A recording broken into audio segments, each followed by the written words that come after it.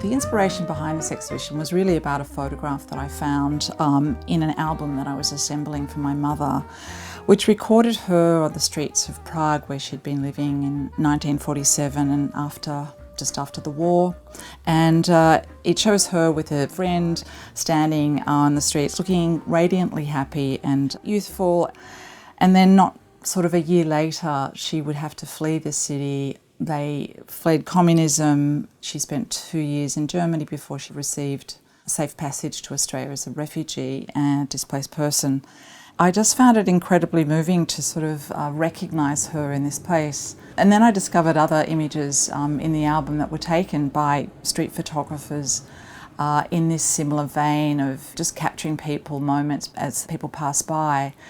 And as I started to talk to others about this phenomenon, people started to say, oh yeah, I've got pictures like that. And I thought, wouldn't it be amazing to sort of bring those out, uncover them, retrieve them, and consider how the city looked, how people behaved, and so on, and then make comparisons to today.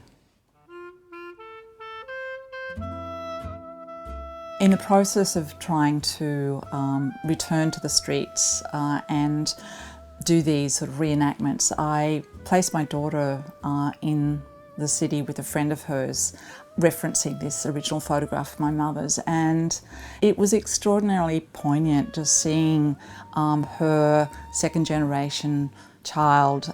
It was quite moving. Yeah, it was a way of kind of connecting to that past. I wanted to, select a number of works that I could revisit through the descendants and so on. And I chose images largely to do with the compositions, the light, but then learning a little bit of the stories behind them when people had sort of provided that. We returned to these locations that were generally fairly identifiable, sometimes difficult. Buildings had disappeared. Sometimes the city, the buildings were exactly the same and not much had actually changed. But I think, it was finding people who were still living as well. That was really remarkable, who were taken as little children, 75 years earlier, and here they are, today in that same place.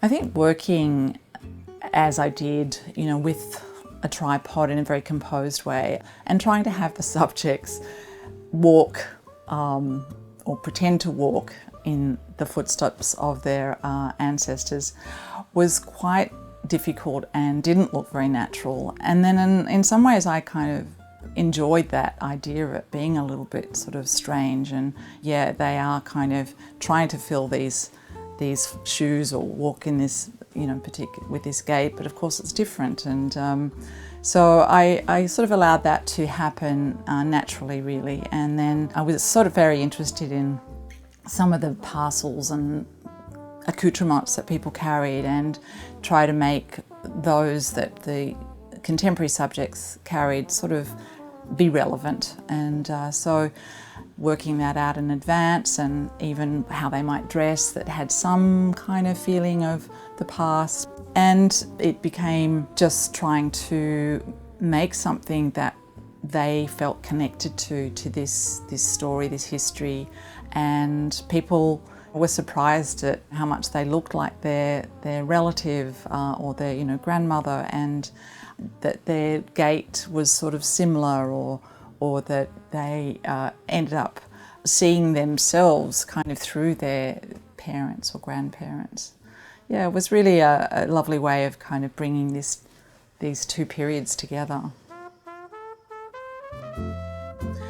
I think this collection of street photographs is so important because it documents and records a place and its people at a particular time.